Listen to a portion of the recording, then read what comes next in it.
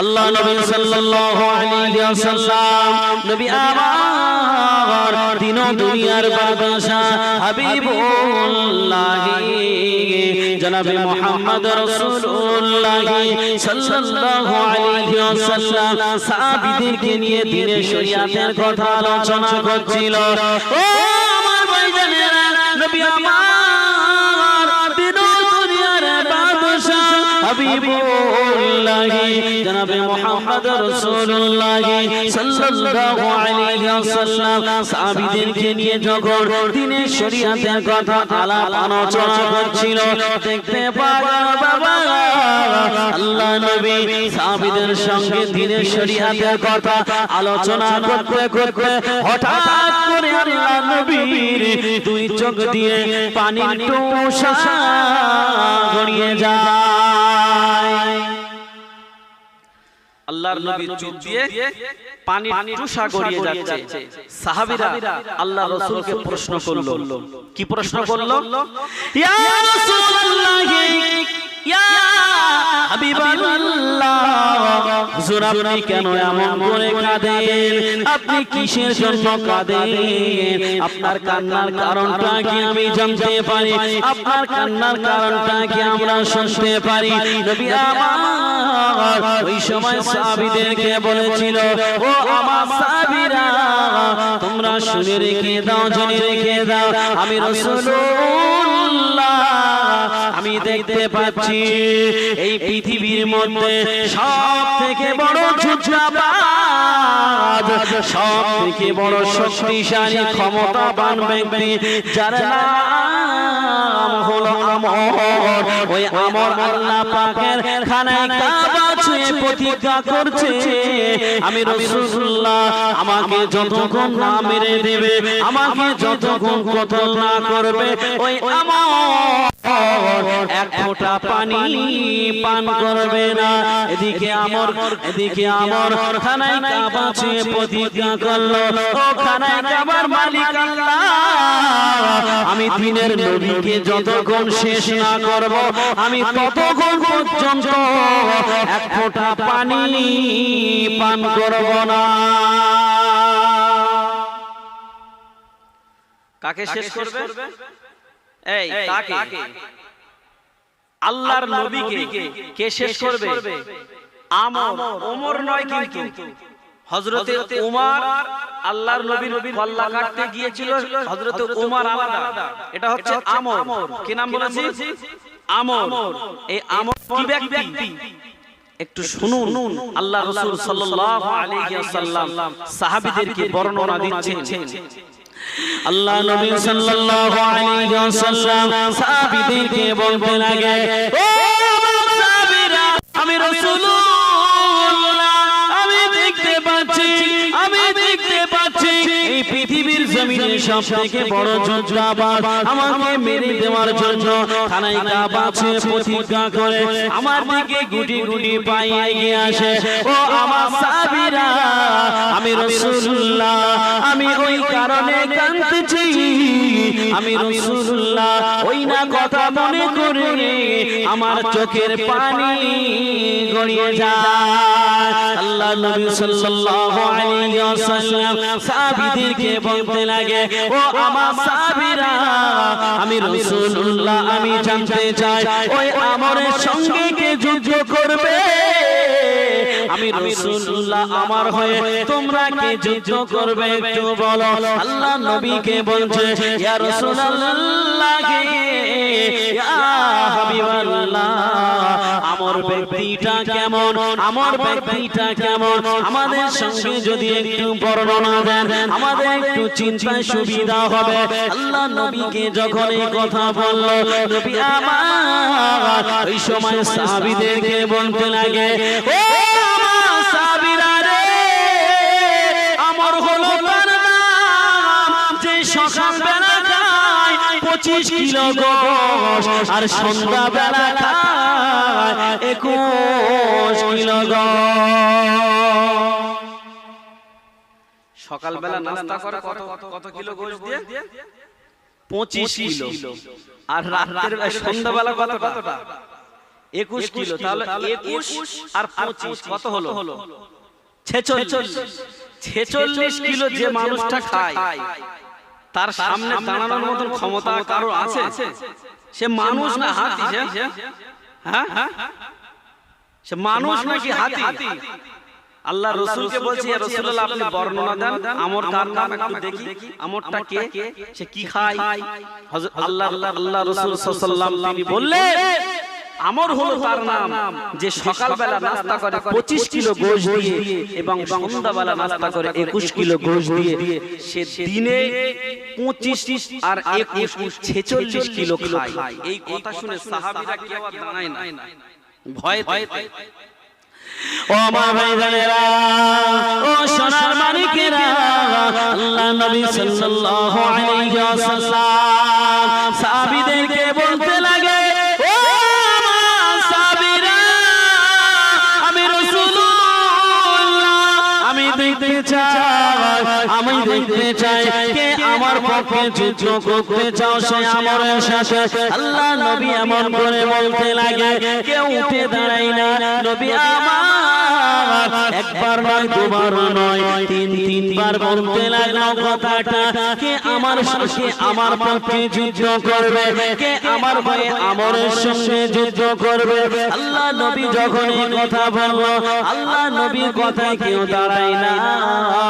আল্লাহ নবী যখন বারবার বলে, অবশেষে দেখা গেল বাবা আল্লাহ নবীর চাচাতো ভাই 10 থেকে 11 বছর যার বয়স, হযরতে আলী দাঁড়িয়ে গেল। বলুন সুবহানাল্লাহ। কে দাঁড়িয়েছে? হযরতে আলী। বয়স কত? 10 থেকে 11 বছর বয়সে তো পিচ্চি ছোট্ট বাচ্চা না, 10-11 বছর বয়স মানে সে বাচ্চা কিভাবে আমরের সঙ্গে যুদ্ধ করবে? হযরতে আলী যখন দাঁড়িয়েছে, আল্লাহ রাসূল বলছে, তুমি উঠলে কেন? যারা ওঠার মতো তারা উঠছে না, তুমি কেন উঠছো? বসো। আল্লাহ রাসূল হযরতে আলীকে বসিয়ে দিয়েছে। ও আমার ভাইজানেরা, আল্লাহ নবী আবার বলতে লাগে, ও আমার সাহাবীরা, আমি রাসূলুল্লাহ, আমি দেখতে চাই আমরের সঙ্গে কে যুদ্ধ করবে। তোমাদের মধ্যে কে কেউ নাই যে আমরের সঙ্গে যুদ্ধ করবে? আল্লাহ নবী আবার বলতে লাগলো, এমন করে একবার নয়, দুবার নয়, তিনবার বলার পরে যখন কেউ দাঁড়ায় না, দেখা গেল আল্লাহ নবীর চাচাতো ভাই হযরতে আলী দ্বিতীয়বার আবার দাঁড়িয়ে গিয়েছিল। বলুন সুবহানাল্লাহ। হযরতে আলী যখন দ্বিতীয়বার উঠে দাঁড়িয়েছে, আল্লাহ রাসূলের তামবিক, বসো, তুমি পিচ্চি, বারবার তুমি উঠছো, জানো আমরকে 46 কিলো দিনই গোশত খায়, আর সে আমরের সঙ্গে তুমি যুদ্ধ করবে? হাতি হয়ে মশা হয়ে হাতির সঙ্গে যুদ্ধ করবে? বসো। হযরতে আলীকে তামবি করে আল্লাহ রাসূল বসিয়ে দিল। ও নবী আমার, দুনিয়ার বাদশা হাবিবুল্লাহ জনাবে মুহাম্মদ রাসূলুল্লাহ সাল্লাল্লাহু আলাইহি ওয়াসাল্লাম, আল্লাহ নবী আবার বলতে লাগে, ও সাহাবীরা, তোমরা কে আছো আমার পক্ষে হয়ে যুদ্ধ করবে, ইসলামের পক্ষে হয়ে যুদ্ধ করবে? আল্লাহ নবীর কথা শুনে কেউ একবারের জন্য দাঁড়ায় না। দেখতে পাওয়া গেল আল্লাহ নবী যখন অপমান হয়, হযরতে আলী তৃতীয়বার আবার দাঁড়িয়ে গিয়েছিল। বলুন সুবহানাল্লাহ। হযরতে আলী দেখছে যে আল্লাহ রাসূল অপমান হবে, না আমি সহ্য করব না। হযরতে আলী তৃতীয়বার আবার দাঁড়িয়ে গেল। হযরতে আলী যখন তৃতীয়বার দাঁড়িয়ে গেল, আল্লাহ রাসূল হাত দুটো লম্বা করে দিল, হযরতে আলীকে ডাকছে, আসো, তুমি আমার বুকের মধ্যে আসো। ও আমার ভাইজানেরা, ও সোনার মানিকেরা, আল্লাহ নবী হযরতে আলীকে হাতটা লম্বা করে ডাকলো, আসো আমার বুকের মধ্যে আসো।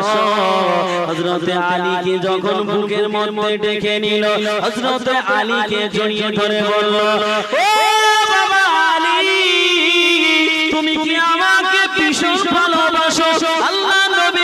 হযরত আলী বলতে লাগে ইয়া রাসূলুল্লাহ ইয়া হাবিবাল্লাহ হুজুর আমি আপনাকে এতটা ভালোবাসি আমি আপনাকে এতটা মহব্বত করি আমি আমার জীবনের চাইতে আপনাকে আমি হাজার হাজার গুণে বেশি ভালোবাসি বলুন সুবহানাল্লাহ ইয়া রাসূলুল্লাহ ইয়া হাবিবাল্লাহ আপনি অপমান হচ্ছেন আমি আলী সহ্য করতে পারলাম না ওই কারণে আমি দাঁড়িয়ে গেলাম আল্লাহ নবী হযরত আলীকে বলে ও বাবা আলী আমার তো হলো তার নাম যে দিনে 46 কিলো গোশত দিয়ে রাস্তা করে তুমি কি তার সঙ্গে পারবে সে তো তোমার মেরে দেবে আল্লাহ নবীকে বলতে লাগে ইয়া রাসূলুল্লাহ ইয়া হাবিবাল্লাহ আমাকে একবার নয় আমাকে দুইবার নয় আমি আপনার জন্য আর আল্লাহর জন্য আমি আমার এই জীবনকে একবার আল্লাহর রাস্তায় কুরবানি করতে রাজি না আমার আল্লাহ পাক পৃথিবীর জমিনে আমাকে যদি একবার ছাড়া হাজার বার পাঠায় হাজার বার ছাড়া লাখ বার পাঠায় আমি লাখ লাখ বার পৃথিবীর জমিনে আমি আল্লাহ এবং আল্লাহর রাসূলের জন্য আমি আমার এই জীবনকে কুরবানি করতে দ্বিধা করব না বলুন সুবহানাল্লাহ ইয়া রাসূলুল্লাহ ইয়া হাবিবাল্লাহ হুজুর আপনি আমাকে বলুন আমি আমরের সঙ্গে যুদ্ধ করতে চাই সে কত কিলো খায় আমার দেখার দরকার নাই আমি যুদ্ধ করব আমি আল্লাহ আল্লাহর রাসূলের পক্ষে যুদ্ধ করতে চাই আপনি আমার যুদ্ধের ময়দানে পাঠিয়ে দিন বলুন সুবহানাল্লাহ যারা বুঝে তারা কোনো কথা বলে না চুপচাপ তারা যুদ্ধের ময়দানে যায় না হযরত আলী ছোট বলছে কি যে কে 46 কিলো খায় কে 1 মণ খায় কে 400 কিলো খায় ও দেখে আমার লাভ নাই আমি আপনার জন্য আল্লাহর জন্য আমার এই জীবনটা পাকাটা অন্যদিকে ঘুরিয়ে দেন তো আমার ঠান্ডা লেগেছে তো আর গাড়িতে এসি ছেড়ে দিয়েছি তো কষ্ট পাকাটা এমনি ঘুরিয়ে দেন ধরে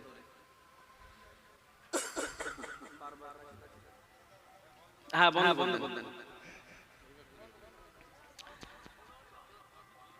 অসুবিধা নেই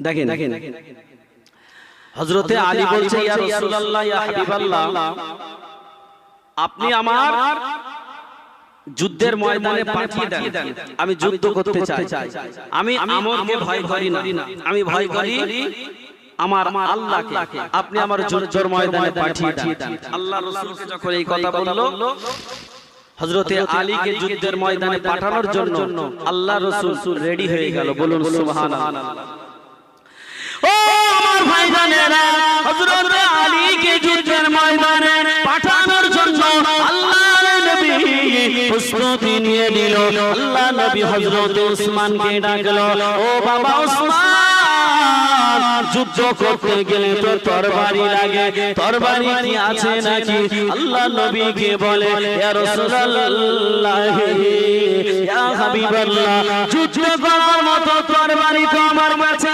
না আমার কাছে আছে ছাগল জবাই করা ছুরি উট জবাই করা ছুরি যে ছুরিটা 26 থেকে 27 ইঞ্চি লম্বা বলছি ইয়া রাসূলুল্লাহ যুদ্ধ করার জন্য যে বড় তরবারি লাগে ওই তরবারি আমার কাছে নাই আমার কাছে আছে গরু ও ছাগল জবাই করার জন্য একটা ছুরি আছে ছুরিটা কত বড় 26 থেকে 27 ইঞ্চি তো আল্লাহর নবী বলছে ছুরিটা কি শক্ত বলছে না ইয়া রাসূলুল্লাহ টিনের মতো নরম সরল আল্লাহর রাসূল বলছে বাবা ওসমান তুমি জানো ওই আমর যে তরবারি নিয়ে যুদ্ধ করে তার তরবারির ওজন হলো 5 মণ কত মণ 5 মণ 46 কিলো খায় আর 5 মণ তরবারি নিয়ে যুদ্ধ করবে না কি করবে 5 মণ মানে বুঝতে পারছেন কত বড় তরবারি আর তার কত ওয়েট শুধু ছেড়ে দিলে গর্দান কেটে কি হবে আলাদা হয়ে যাবে তরবারি চালানো লাগবে ও আমার ভাইজানেরা ও সোনার মানিকেরা কান খুলে শুনে রেখে দিন রেখে দিন নবী আমার হযরত উসমানকে বলল ও বাবা উসমান আমার হলো তার নাম যে ছুরি নিয়ে যুদ্ধ করে ওই ছুরির ওজন হলো 5 মণ আল্লাহ নবী বলল বাবা উসমান যাও চলে যাও তুমি চলতি করে চলে গিয়ে ওই তরবারিটা নিয়ে আসো আল্লাহ নবীর কথা শুনে হযরত উসমান বাড়িতে গিয়ে ওই তরবারি খানা নিয়ে চলে আসলো আল্লাহ নবীকে বলতে লাগে ইয়া রাসূলুল্লাহ ইয়া হাবিবাল্লাহ হুজুর এই তরবারি আল্লাহ নবী তরবারি খানা হাতে নিয়ে দেখলো তরবারিটা বড় পলকা হয়ে গেছে তরবারিটা বড় দুর্বল তরবারি আল্লাহ নবী হযরত আলীকে ডেকে বলে বাবা আলী ও বাবা আলী তুমি শুনে রেখে দাও জেনে রেখে দাও আমরের কাছে তরবারিটা কিছুই না কেননা তার তরবারির ওজন হলো 5 মণ আর তোমার তরবারি হলো 26 থেকে 27 ইঞ্চি আবার তরবারিটা বেশি শক্ত নয় ও বাবা আলী তুমি কি তরবারি নিয়ে যুদ্ধ করতে পারবে আল্লাহ নবীকে বলতে লাগে ইয়া রাসূলুল্লাহ ইয়া হাবিবাল্লাহ হুজুর আপনি আমার হাতে তরবারিটা তুলে দিন আর আপনি আমার জন্য দোয়া করেন আমার আত্মবিশ্বাস আপনার দোয়ার বাবার কাছে আমার আল্লাহ পাক আমার জয় করে দেবে বলুন সুবহানাল্লাহ বলছে ইয়া রাসূলুল্লাহ ইয়া হাবিবাল্লাহ তার তরবারি 5 মণ কি 10 মণ দেখে আমার লাভ নাই আমার তরবারি পাতলা জয়ীফ কমজোর ঠিক আছে অসুবিধা নাই আপনি শুধু আমার জন্য একটু দোয়া করেন আল্লাহ পাক যেন আপনার দোয়াটা কবুল করে যেন এই যুদ্ধে জয় করে দেয় বলুন সুবহানাল্লাহ আল্লাহর নবী হযরত আলীকে জড়িয়ে ধরে হযরত আলীর কপালে চুমা দিয়ে বলল যাও আমি রাসূলুল্লাহ আমি তোমার জন্য দোয়া করে দিলাম বলুন সুবহানাল্লাহ ও আমার ভাইজানেরা ও সোনার মানিকেরা আল্লাহর নবী হযরত আলীর কপালে চুমা দিয়ে আল্লাহ নবী পাঠিয়ে দিল আল্লাহ নবী সাল্লাল্লাহু আলাইহি ওয়াসাল্লাম হযরত আলীকে যখন পাঠিয়ে দিল হযরত আলী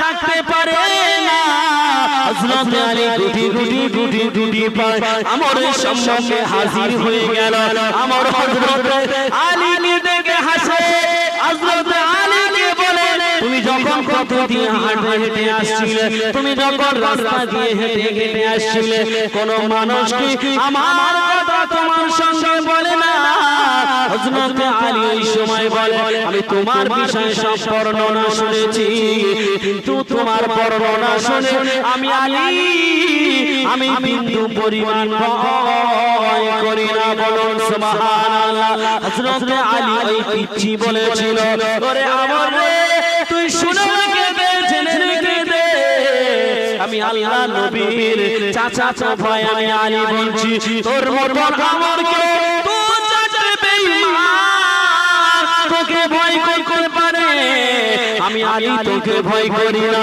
তুই শুনে রেখে দে জেনে রেখে দে ইমানদার কখনো বেঈমানদের ভয় করে না বলুন সুবহানাল্লাহ আল্লাহ নবীকে আমর বলতে লাগে আল্লাহ নবীকে আমর বলতে লাগে ও আল্লাহ নবী চাচা ভাই আলী তাহলে তুমি আমার সঙ্গে যুদ্ধ করবে আসো আমার গায়ে আঘাত করো আল্লাহ নবীর চাচা ভাই হযরত আলী ওই সময় বলেছিল ইসলাম কোনদিন মানুষের প্রথমে আঘাত করার আদেশ দেয় না বলুন সুবহানাল্লাহ কি গো ইসলাম কি বলেছে মানুষের প্রথমে আঘাত করো বলেনি আল্লাহর নবীর জামানায় একজন পারস্যের বাদশা চিঠি পাঠিয়েছিল। এই পারস্যের বাদশা যখন চিঠি পাঠিয়েছিল আল্লাহর রাসূলের জামানায়, এই চিঠিতে আজে বাজে কথা লিখেছিল। তো আল্লাহর রাসূল একটা ফান্ড তৈরি করেছিল যুদ্ধের ময়দানে তানার শক্তিশালী করার জন্য একটা ফান্ড করেছিল। তো আল্লাহর রাসূল সাল্লাল্লাহু আলাইহি ওয়াসাল্লাম ওই পারস্যের বাদশার সঙ্গে যুদ্ধ করবে সেই পর্যন্ত আল্লাহর রাসূল হায়াতে ছিল না। আল্লাহর রাসূল ইন্তেকাল করার পরে ক্ষমতায় এসেছিল হযরতে আবু বকর হুজুর। হযরতে আবু বকর হুজুরের পরে ক্ষমতায় এসেছিল হযরতে কে? উমর। ওই হযরতে উমরের মাথায় ছিল সেই কথাটা যে আমার রাসূলকে গালি দিয়েছিল, আমার রাসূলকে আজে বাজে কথা বলেছিল। উমর ওই কথা মনে রেখে দিয়ে সেই পারস্যের বাদশার এলাকায় বর্ডারে হযরত উমর সেনা পাঠিয়ে দিয়েছিল, যাও পারস্যের বাদশার সেই সীমান্তের বর্ডারে গিয়ে তাদেরকে ঘেরাও করবে, তারা আমাদের আক্রমণ করার আগে তাদেরকে তোমরা ধরে বন্দী করবে। কিন্তু একটা কথা বলেছিল, তাদেরকে যেন মারবে না। কি করবে না? মারবে না। যদি তারা প্রথমে আঘাত করে তারপর তুমি আঘাত করবে, তার আগে যেন তাদের গায়ে হাত তুলবে না। এটা কার শিক্ষা? রাসূলের শিক্ষা। এটা রাসূলের আদর্শ। আল্লাহ রাসূল বলল, বাবা আলী যাও, তুমি যেন প্রথমে আমরের গায়ে হাত তুলবে না। আমর বলল, আমার মারো। আমরকে বলছেন, না, আমি তোমার মারতে পারবো না, তুমি আগে আমার গায়ে আঘাত করো, তারপরে আমি তোমার গায়ে আঘাত করব। এবারে যুদ্ধ শুরু হয়ে গেল। আমর মারবে, 5 মণ তরবারি তুলেছে, রেডি। ও আমার ভাইজানেরা, ও সোনার মানিকেরা, কান খুলে শুনে রেখে দিন। আল্লাহ নবীর চাচা ভাই হযরত আলী আমারকে বলতে লাগে, তুমি আমার গায়ে আঘাত করো, তারপরে আমি তোমাকে আঘাত করব। আল্লাহ নবীর চাচা ভাই আমরকে যখন এই কথা বলবো, আমার আল্লাহ নবীর চাচা ভাই হযরত আলীকে মেরে দেবে, হযরত আলীকে শহীদ করে দেবে। আমার যে 5 মণের তরবারি তুলেছে, আর আমার আল্লাহ পাকের হুকুমে আমরের সেই তরবারিটা তক্তায় পরিণত হয়ে গেছে। জোরে বলে, হযরতে আলীকে মারবে, তরবারি তুলেছে 5 মণের তরবারি, আল্লাহর হুকুমে আমরের তরবারিটা কাট হয়ে গেছে, তক্তায় পরিণত হয়ে গেছে। আর কি দিয়ে বারাবাদ করবে? কি গো, আল্লাহ পারে না? পারে তো নাকি? আল্লাহ এই পৃথিবীটাকে একটা সূচের ছিদ্র দিয়ে গলিয়ে দেওয়ার ক্ষমতা আমার আল্লাহর আছে না নাই? আছে তো। তো আল্লাহ পাক রব্বুল আলামিন আমরের তরবারিটা কাটে তক্তায় রূপান্তরিত করে দিল। ও আমার ভাইজানেরা, হযরত আলীকে বলতে লাগে, ও নবীর চাচা ভাই আলী, এবারে তুমি আমার গায়ে আঘাত করো। হযরত আলী এবারে আমরকে মারবে, সেই ছোট তরবারি তুলেছে। আল্লাহ নবীর চাচা ভাই হযরত আলী আমরকে মারবে, তার গর্দান কেটে দেবে।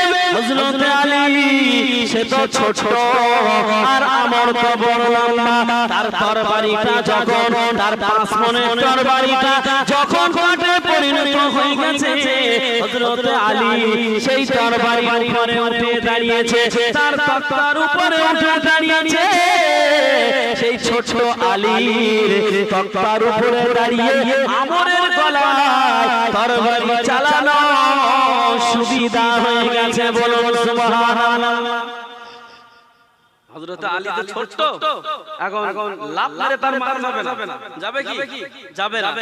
আল্লাহ পাক যেই তরবারিটা তক্তায় পরিণত করে দিয়েছে, ওই তরবারির উপরে উঠে দাঁড়িয়েছে, দাঁড়িয়ে একেবারে কোপ মারবে, গলা সোজাসুজি তরবারি, অথচ নিচে দাঁড়িয়ে কোপ মারলে গলা সরাসরি হতো না, কিন্তু আল্লাহ পাকের ইশারা দেখুন, তরবারিটা যখন কাটে পরিণত হয়ে গেল, ওই তরবারির উপর উঠে দাঁড়িয়েছে আর তরবারি উঁচু করছে, দেখছে তার গলা সোজাসুজি যাচ্ছে, একেবারে খাপে খাপ আব্দুল্লাহর বাপ এক কোপ দেবে, একদম পুরো কি হবে, আলাদা হয়ে যাবে।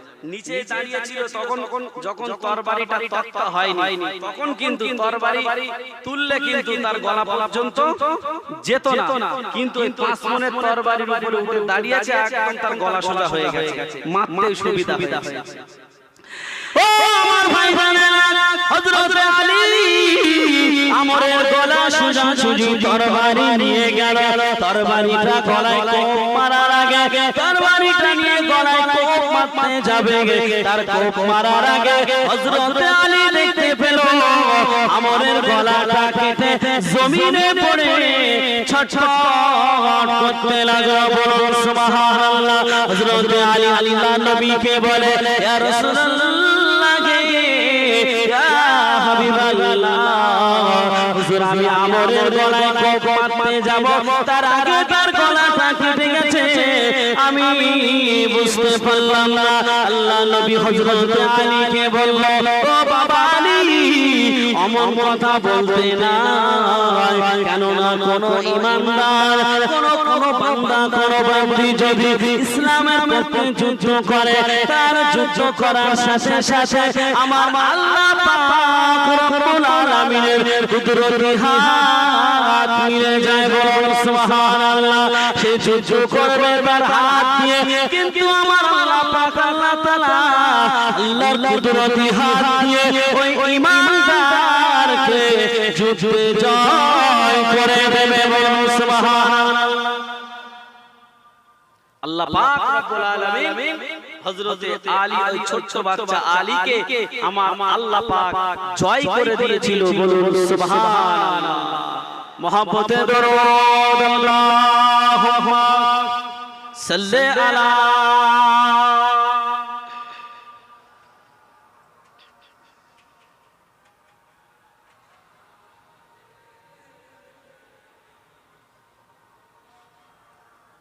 এতগুলো মানুষ দরুদ শরীফের এই হাল কেন বাবা? ঘুম লাগছে? ঘুম লাগছে নাকি? ঘুম লাগে বলেন, তাই মাইকে বলে দেই কমিটির ভাইরা এসে একটু লেপার কম্বল দিয়ে যাক নাকি? আর এখন তো গরমের সময় কম্বল দিলে হবে না, একটু জোরে জোরে উচ্চ আওয়াজে পড়েন, আল্লাহুম্মা সাল্লি আলা।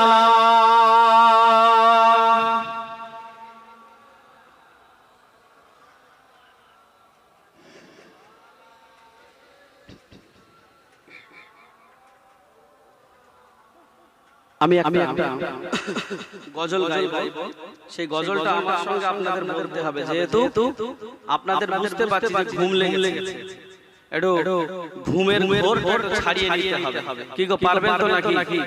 হ্যাঁ, এখন বাজে কটা? বাজে তো মাত্র 11:30, 10:30 বাজে। কি গো, আপনারা পারবেন? বলেন, আমার সঙ্গে গাইতে হবে আর জোরে বলতে হবে, যেন আপনাদের ঘুমটা ছেড়ে যায়। পারবেন তো? বলেন ইনশাআল্লাহ। জোরে বলেন ইনশাআল্লাহ। বলেন, কোরআনে এত নবীজির শান, কোরআনে এত নবীজির শান, মুনাফিক দেখে না। কোরআনে এত নবীজির শান, মুনাফিক দেখে না। ঈমানদার দিওয়ানা যেতে চাই মদিনা। ঈমানদার দিওয়ানা যেতে চাই মদিনা। আমার সঙ্গে পড়েন, আপনারা বলছেন না তো, মুখ বুজিয়ে বসে থাকলে কিন্তু বলবো না।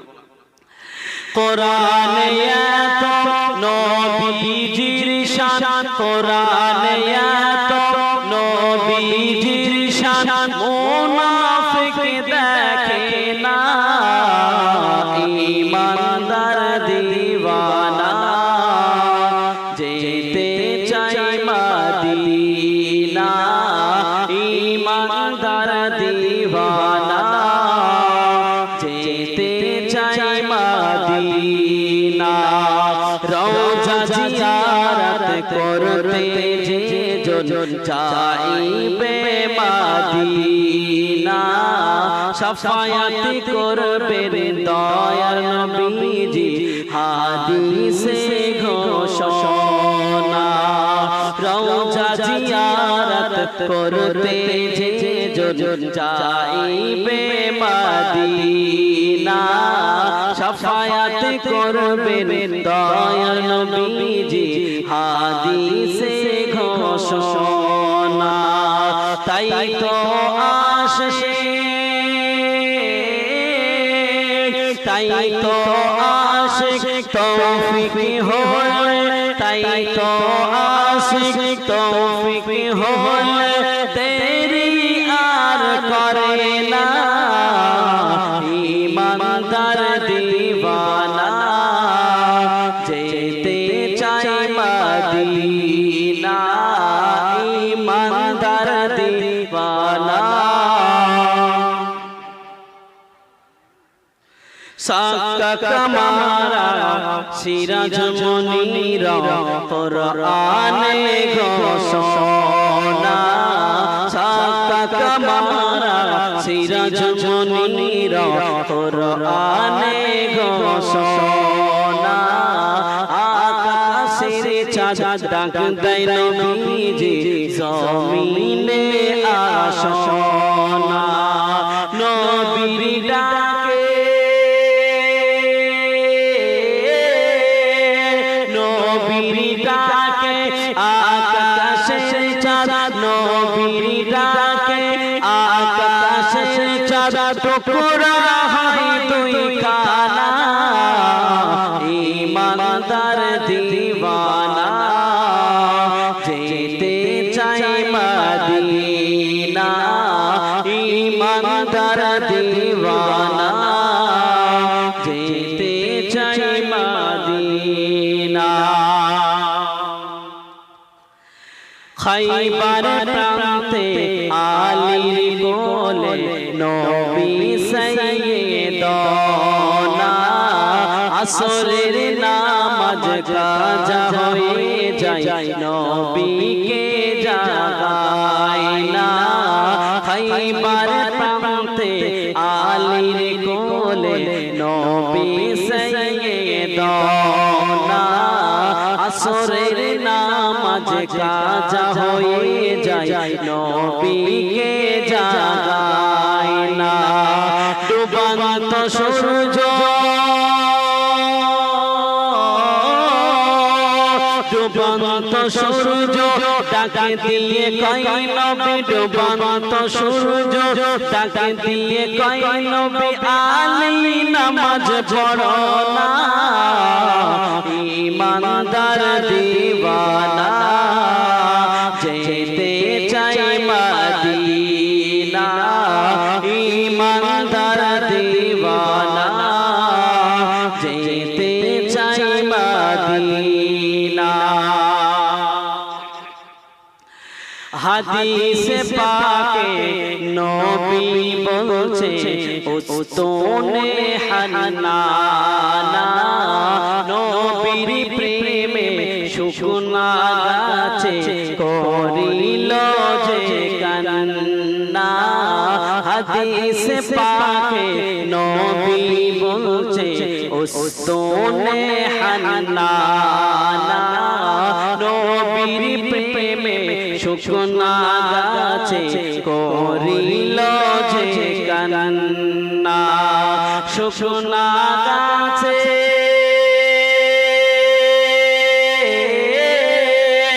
শুকনা গাছে নবী চিনল শুকনা গাছে নবী চিনল মুনাফিক চিনল না ইমানদার দিওয়ানা যেতে চাই মদিনা ইমানদার দিওয়ানা যেতে চাই মদিনা কোরআন এত নবীজির শান কোরআন এত নবীজির শান মুনাফিক দেখে না কোরআনে এত নবীজির শান মুনাফিক দেখে না ঈমানদার দিওয়ানা যেতে চায় মদিনা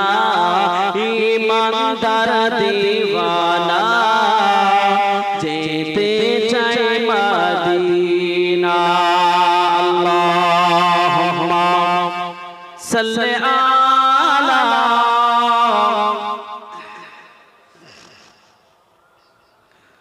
ওয়া আলা আলি সাইয়্যিদিনা। তো বাবাজি আমার যে কথা আলোচনা করতে করতে এই পর্যন্ত আসলাম, আল্লাহর রাসূল সাহাবীদেরকে নিয়ে কি করছিল? আলোচনা করছিল।